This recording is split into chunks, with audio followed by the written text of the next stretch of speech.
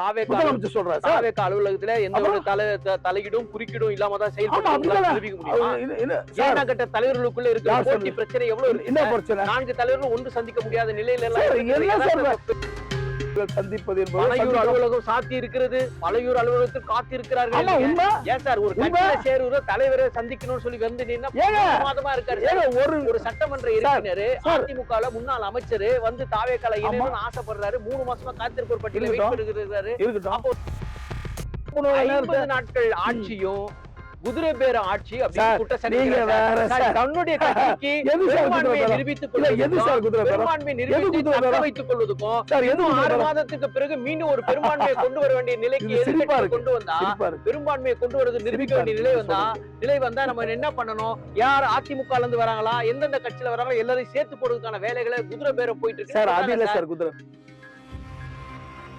தாவேக்கா அலுவலகத்துல எந்த ஒரு தலையீடும் குறுக்கீடும் இல்லாம தான் செயல்படுத்த ஏன்னா கட்ட தலைவர்களுக்குள்ள இருக்கிற போட்டி பிரச்சனை எவ்வளவு என்ன பிரச்சனை? 4 தலைவர்களும் ஒன்று சந்திக்க முடியாத நிலையில கட்சிக்குள்ள தலைவர்கள் சந்திப்பது என்பது பழையூர் அலுவலகம் சாத்தி இருக்கிறது. பழையூர் அலுவலகத்தில் காத்தி இருக்கிறார்கள். ஏன் சார் ஒரு கட்சியில சேருவர தலைவரை சந்திக்கணும்னு சொல்லி வந்து மாதமா இருக்காரு. ஒரு சட்டமன்ற உறுப்பினர் அதிமுக முன்னாள் அமைச்சர் வந்து தாவேக்கால இணையணும்னு ஆசைப்படுறாரு. 3 மாசமா காத்திருப்போர் அப்போ சந்திப்பதற்கு இன்னும் தலைவர்களை அதை விட நீங்க கொடுத்த பொறுப்பு இருக்கு சார். கட்சியில வந்து உங்களை சேர்த்துக்கிறதுல அவர் வந்து நேரத்தை செலவழிப்பாரா?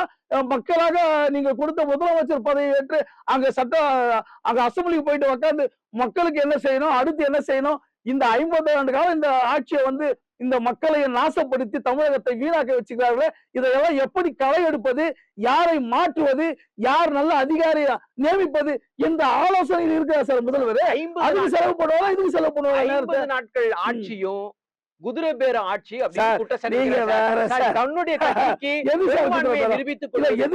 பெரும்பான்மையை நிரூபித்துக் கொள்வதற்கும் 6 மாதத்துக்கு பிறகு மீண்டும் ஒரு பெரும்பான்மையை கொண்டு வர வேண்டிய நிலைக்கு கொண்டு வந்தா பெரும்பான்மையை கொண்டு வருவது நிரூபிக்க வேண்டிய நிலை வந்தா நம்ம என்ன பண்ணணும்? யார் அதிமுக இருந்து வராங்களா, எந்தெந்த கட்சியில வராங்களோ எல்லாரையும் சேர்த்து போடுறதுக்கான வேலைகளை குதிரை பேரம் போயிட்டு இருக்கு. குதிரை பேரம் தாண்டி இப்போ ஒட்டல பேரம் அப்படி செய்தவர்கள். அதாவது இந்த திமுக என்ன தெரியுமா? திமுகவுக்கு நம்ம அவங்க என்ன பண்ணாங்கன்னா, அதாவது தாவேக்கா அதாவது முதல்ல வந்து மாண்புமிகு விஜய் அவர்கள் விஷயத்துக்குள்ள வரும் சார். 2 நாட்கள்ல அதிமுகவுடைய முன்னாள் அமைச்சர்கள் 2 பேர் தாவேக்கால இணைய போறாங்க. ஒருத்தர் இணைந்ததற்கான சிவப்பு கவுல் எல்லாம் விரிச்சு தயாரா வச்சுட்டாரு. இன்னொருத்தர் உங்களுடைய முதலமைச்சருடைய நாட்களுக்காக காத்திருக்கிறாங்க. ஒரு 2 நாட்கள்ல 2 முன்னாள் அமைச்சர்கள், இந்த 2 முதல் அமைச்சர்கள் மீதும் பல்வேறு விதமான குற்றச்சாட்டுகள், ஊழல் பட்டியல்கள் நின்று இருக்கு. பல விசாரணைகளுக்கு உட்பட்டவர்கள், கடந்த ஆட்சி காலங்கள்ல விசாரணை வலயத்திற்குள் சென்றவர்கள், இப்படியான இருக்கிறவங்கள நாங்கள் ஊழலற்றவர்கள், நாங்கள் மக்கள் மத்தியிலே நேர்மையானவர்கள் என்று அடையாளம் பண்ணிவிட்டு இவங்களுக்கு இன்னொரு புறம் சிவப்பு கம்பளம் வச்சு காத்துட்டு இருக்கீங்க. அவங்க உங்க கட்சியில சேர்க்க போறீங்க. இப்படியான நிலை இருந்தா உங்கள் மீது வைக்கிற நம்பிக்கை எப்படிப்பட்டது? உங்களுடைய கூற்று கேள்வி தவறா இருக்கு. என்ன தவறுன்னு சொல்ல வரீங்க? நாங்க காத்துறல சார். அவங்க அது போய் நாங்க எப்படி காத்துறோம்? நீங்க சும்மா இந்த பூ ஒரு விஷயம் கேட்டுங்க. பூனாலும் அதாவது நீ உங்ககிட்ட வந்து சேர்ந்துட்டாங்கன்னா, நீங்க திரும்ப கங்கையில குளிப்பாட்டிட்டாங்கன்னா அவன் உடனே வந்து நல்லவனா மாறிடுவான். பூவோட சேர்ந்தா நாரும் இங்க மணக்குமா? நீங்க நான் சொல்ல கேட்டுங்க.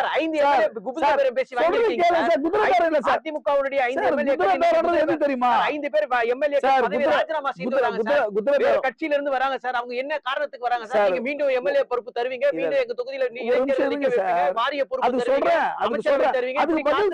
அதுக்கு பதில் சொல்றேன். இப்போ நீங்க சொன்ன அத்தனை கேள்விக்கும் அதாவது முதல்வர் அதாவது மாண்புமிகு முதல்வர் விஜய் அவர்கள் இந்த நாற்காலியில அமரக்கூடாது, மக்கள் தீர்ப்பை கூட அகற்றிட வேண்டும். பெரும்பான்மையான மக்கள் வாக்களித்து கூட அதை குறைந்த வாக்களித்து குறைந்த சட்டமன்ற உறுப்பினர் இருக்கும் போது இவங்க என்ன பண்றாங்கன்னா, அதாவது எடப்பாடி பழனிசாமி முதலமைச்சர் ஆகிட்டு திமுக வந்து அவங்களுக்கு ஆதரவு கொடுத்தா பேச்சுவார்த்தை நடந்ததா இல்லையா?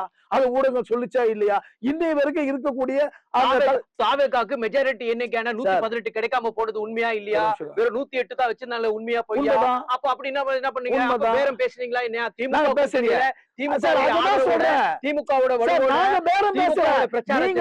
திமுகவுடைய கூட்டணியில தேர்தலில் சந்திச்சு விஜயுடைய கட்சியும் விஜயனுடைய செயல்பாடுகளை வடுமையா பேசிட்டு தேர்தல்களை சந்திச்சு அதன் மூலம் வாக்களித்து வெற்றி பெற செய்ய மக்களுடைய சட்டமன்ற உறுப்பினர்களை உங்க கூட்டணி கூட்டு வந்து அமைச்சரவை பதவியில் வைக்கிறீங்களே அதுக்கு என்ன பேரு என்ன பேரம்? நாங்க பேரம் பேசல, ஒரு நிமிஷம் கேட்டுங்க.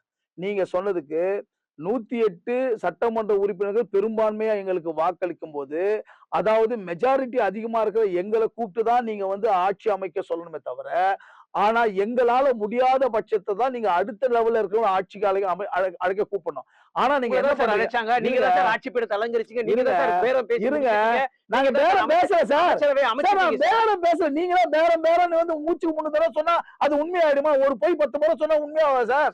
உண்மைதான் சார். நாங்க வந்து எக்காரணத்தை கொண்டு குதிரை பேரம் பேசல, முதல்ல புரிஞ்சுக்குங்க. சரி, அதாவது திமுக வந்து அதாவது மாண்புமிகு முதலமைச்சர் விஜய் அவர்கள் அந்த நாற்காலியை அலங்கரிக்க கூடாது, ஆட்சி கட்டில வரக்கூடாதுன்னு சொல்லிட்டு உதயநிதி ஸ்டாலின் அவர்கள் வீட்டுல வந்து டிவி எல்லாம் உடைச்சி அழுது புரண்டதுனால ஸ்டாலின் அவர்கள் எதிர்கட்சியா இருந்த, அதாவது எதிர்கட்சி பங்காளியா இருந்தா கூட திமுக மாதிரி ஒரு விரோதமுள்ள ஒரு கட்சி இருக்கவே முடியாது.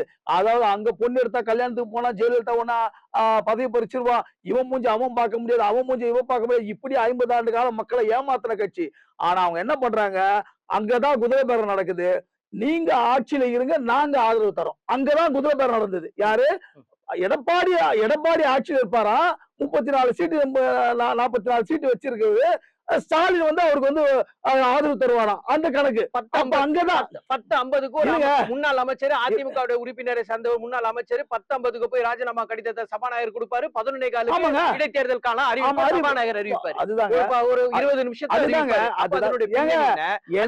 நீங்க அதாவது உங்களுடைய சட்டமன்ற நீங்க ஆட்சி நடத்த நேரத்துல சபாநாயகர் வானலாவே அதிகாரம் இருக்குது சொன்னதும் சட்டசபைன்றத பூந்து இப்ப சொல்றாங்க சட்டமன்றத்துல மாண்பு போச்சு, மரியாதை போச்சு, அப்படி போச்சுன்னு சொல்றீங்களே. சட்டமன்றத்துல முதலமைச்சர் ஜெயலலிதா அவர்களை மானபங்கப்படுத்தி அந்த சட்டமன்றத்தை நீங்க இழிவுபடுத்தலையா? அன்னைக்கு மாண்பு தெரியல, இப்படி பண்ணலையா? அது என்ன பெரிய விஷயம்? அது மானம் போச்சு. அதாவது பொம்பளையுடைய ஒரு பெண்ணென்றும் பாராமல் ஒரு தலைவியை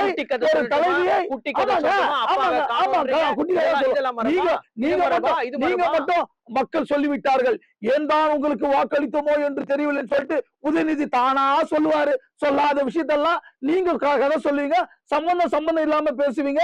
முதலமைச்சர் பேச மாட்டாரு சொல்லுவீங்க, பேசினா உள்ள உட்காராம ஓடி போறீங்க பதில் சொல்ல முடியாம. அது என்ன மாண்பு கெட்டு போச்சு? நீங்க வந்து திமுக ஆட்சியில வந்து துரைமுருகன் பேசாததா, இல்ல வந்து துரைமுருகன் வந்து செல்வி ஜெயலலிதா அவர்களை சேலை இழுத்து மானபங்கம் படுத்தலையா அந்த மாமன்றத்துல? அன்னைக்கு மானம் போலையா? அன்னைக்கு அந்த மாண்பு கெட்டு போலையா? என்ன பேசுறீங்க நீங்க? மாண்பு இருக்கு சார். என்ன சார் மாண்பு? என்ன மாண்பு கெட்டு போச்சு? எங்க கெட்டு போச்சு? என்னங்க கெட்டு போச்சு? 110 விதியில வந்து ஒரு அமைச்சர் பேசலாம் சார், துறை ரீதியான அமைச்சர் பேசணும் சார். 110 சம்பந்தம் இல்லாத அமைச்சர் சம்பந்தம் இல்லாத இலாகா வந்து பதில் சொல்றாரு சார். கேள்வி நேரத்துல அதாவது 110 கேட்கப்பட்ட சம்பந்தம் இல்லாத அமைச்சருக்கு பதில் 110 விதி எப்படி வந்தது? 110 இந்திய அரசியல் அமைப்பு சட்டம் என்ன சொல்லுது? அவசர காலத்தில் பயன்படுத்த வேண்டிய 110 விதி சட்டமன்றத்துல ஜெயலலிதா 5 வருஷம் எந்த அவசியம் பேசவில்லை, எல்லாம் முட்டா பேசணும் சொல்லிட்டு அந்த அம்மாவே பேசுறாங்க. எதுக்கு எடுத்தாலும் 110 விதியின் கீழ் பதில் 110 ஜெயலலிதா பேசுறியா? இல்ல அது உங்களுக்கு எதுக்கு தெரியல? உனக்கு அன்றைக்கு 110 விதியில முதலமைச்சர் பேசினாங்க, நீங்க சொன்னீங்க, வரலாறு ஏற்றுப்போம். ஆனா இப்ப 110 விதி அவங்க முதலமைச்சர் பேசல சார். சம்பந்தம் இல்லாத அமைச்சர் என்ன சம்பந்தம்? என்ன சம்பந்தம் இல்ல? என்ன சம்பந்தம் இல்ல? கல்வித்துறையை பத்தி கேட்டா விளையாட்டுத்துறை அமைச்சர் விளக்கம் சொல்றாரு. ஒரு விஷயம் கேட்டுக்கா, அதாவது சம்பந்தம் இல்லாத அமைச்சர் நீங்க சொல்லக்கூடாது. யாருகிட்ட துறை யாரு இருக்கோ எந்த இலாக்கா கல்வித்துறை அமைச்சர் வந்து சொன்னாரு, ராஜ்மோகன் பேசுறாரு, நிறைய பேசியிருக்காரு. ராஜ்மோகன் சாரே பேசுறாரு. அறநிலைத்துறை பத்திய விஷயங்கள் பேசப்பட்டாலும் அவர் தான் பேசுறாரு சார். அதுக்கு துறை நீங்க ஒரு விஷயம் கேட்டுங்க, மரபு மாண்பெல்லாம் இதுல கிடையாது. உங்களுக்கு வந்து நீங்க எது வந்து சொன்னாலும் நீங்க போன ஆட்சியில வந்து சேகர் பாபு எந்திரிச்சு பேசுவாரு, அதுக்கப்புறம் அவர் உட்கார சொல்லுவாரு, அதெல்லாம் நீங்க பாக்கலையா? அது துறை ரீதியா தான் நீங்க கேள்வி கேட்டீங்களா? அந்த துறை ரீதியா அமைச்சர் சரி, பதில் சரி. சொல்லிட்டாங்களா? ஊழல் என்ன பேசுறீங்க நீங்க? ஊழலுக்கு எதிரான அரசு. அதுக்கு இருந்தா ராஜேந்திர பாலாஜியா அந்த செந்தில் பாலாஜி எடுத்து பேசுவாரு. சரி சரி சரி. அவங்க எல்லாம் பேசலாம், அதெல்லாம் மாண்பு இல்ல. இப்ப நாங்க பேசுறதா உங்களுக்கு மாண்பு போயிடும். உங்களுக்கு நீங்க அந்த மாண்பை எல்லாம் மாற்றக்கூடியவர்கள் சார், என்று சொல்லிதான் மக்கள் உங்களுக்கு ஆமாங்க, என்ன மாண்பு என்ன மாற்றலாம்? நீங்களும் reels sir, no no no no தப்பு. மாண்பை நாங்க மாற்றல. மாண்பை மாற்றக்கூடாது, மாண்பை காப்பாற்ற வேண்டும். லஞ்ச ஒழிப்புத்துறைக்குரிய டிஜிபி அருண் ஐபிஎஸ் அவர்களை போட்டிருக்கீங்க. ஆமா, கடந்த காலத்துல திமுக ஆட்சியில மிகப்பெரிய உயரிய பொறுப்புல மிகப்பெரிய சட்டம் ஒழுங்கு விஷயங்கள்ல இருந்தாரு. கையாள பொறுப்புல இருந்த அதே அதிகாரி ஆமா. பல விமர்சனத்துக்கு உள்ளானவர். அவர் ஆனவர். மேல கடுமையான விமர்சனங்கள் எல்லாம் வைக்கப்பட்டது. ஆனா இன்றைக்கு அந்த அதிகாரி வச்சு எத்தனை ஷார்ட் ஷீட் போட்டுட்டீங்க, என்னென்ன நடவடிக்கை எடுத்துறீங்க? இப்போ சமீபத்துல ரைடு நடத்துறீங்க, என்ன நடந்தது? என் வீட்டுல 40 லட்சம் ரூபாய் எடுத்தேன்னு சொல்றாரு அமைச்சர். சொல்ற என் வீட்டுல அந்த மாதிரி பணமே இல்லைன்னு அவர் சொல்றாரு, முன்னாள் அமைச்சர். இப்படியான நிலை இருக்கு. ஒரு வெளிப்படைத்தன்மையோட ஆட்சி இல்ல. 50 நாட்கள் இல்ல சார், 5 மணி நேரம் கிடைச்சா கூட ஒரு சின்ன விஷயத்தை ஆபரேட் பண்ணி நீங்க டியூனிங் பண்ணிருந்தீங்கன்னா தாவேக அரசு ஒரு பெரிய ஆட்சிக்கான அடையாளமா இருக்குன்னு சொல்ல முடியும் சார். நம்பிக்கையை பிறப்பித்திருக்க முடியும். அந்த நம்பிக்கை விஷயத்துல கொஞ்சம் இடைவெளி ஏற்பட்டுட்டே இருக்கு. ஒருவேளை தான் போயின்னு இருக்கா தவறு. அதாவது எதிர்க்கட்சி சொல்ல தவறு. அதாவது நீங்களும் நானும் ஒரு கேமரா முன்னாடி உட்கார்ந்து விமர்சனம் பேசி அதை முடிவு செய்யற மாதிரி ஆட்சி அதிகாரம் நிச்சயமா இல்லை. அதுல உங்களுக்கு நல்லா தெரியும், எனக்கு நல்லா தெரியும், மக்களுக்கும் நல்லா தெரியும். சரி, சரிங்களா? 50 நாட்களுடைய ஆட்சி பீடம் நீங்க எப்படி பாக்குறீங்க? எப்படி இருக்கு? மக்கள் எப்படி தந்திருக்காங்க மதிப்பெண்? 50 ஆண்டு கால ஊழல் ஆட்சிகள் எல்லாம் ஒழித்து அருமை தலைவர், எழுச்சி தலைவர், மக்கள் தலைவர், புரட்சி தளபதி எங்களுடைய முதலமைச்சர் சி ஜோசப் விஜய் அவர்கள் இந்த 50 ஆண்டு காலம் முத்தான நாட்களாக, இந்த 50 நாட்கள் முத்தான நாட்களாக மக்களுக்கு தெளிவான ஒரு பாதையை, தெளிவான ஒரு ஆட்சியை, நிறைவான ஆட்சி, 50 ரியல் ஆட்சி, நீங்க சொல்லுங்க, ரியலான ஒரு ஆட்சியை மக்களுக்கு தெளிவா கொடுத்து கொண்டிருக்கிறார். ஒரு நாளும் ஒவ்வொரு திட்டங்களை, ஒவ்வொரு விஷயங்களை பார்த்து மக்களுக்காக அவர் அந்த நகர்வு, அந்த செயல் திட்டம், அந்த சிந்தனை, அந்த ஆலோசனை அத்தனையும் மக்கள் நல திட்டங்களில் அவர் முழுக புதிய பட்ஜெட் தொடர் முதல் பட்ஜெட் நீங்க தாக்கல் தயாரா இருக்கீங்க. அதுல புதிய அறிவிப்புகள்லாம் கொடுக்கப்பட்ட வாக்குறுதிகள்லாம் அறிவிப்பா வரும். அதுல மாட்டுக்கத்தில் வரும். என்னெல்லாம் அவரால முடியுமோ இப்ப இருக்கக்கூடிய இந்த நீங்க நிதி நிலையெல்லாம் காலி பண்ணி வச்சுட்டு போயிட்டீங்க, ஒண்ணுமே இல்லாம இதுக்கு மேல எவ்வளவு வருமானம் வருது, என்ன பண்ணணும்? இப்ப நீங்க பாத்தீங்கன்னா 700-800 கடையெல்லாம் ஒயின் ஷாப் எல்லாம் இன்னைக்கு நம்ம மூட சொல்லியிருக்காரு. அதை மூடி இருக்கோம். கோயில் பக்கத்துல, அதே போல பள்ளிக்கூடம் பக்கத்துல இருக்கக்கூடிய இதெல்லாம் மூடுங்கன்னு சொல்லியிருக்காரு, மூடி இருக்கோம். அதனால அந்த வருமானத்தை வச்சுதான் அவர் படிப்படியா இந்த போதை பொருட்களா இருந்தட்டும் நம்ம எப்படியா இருந்தாலும்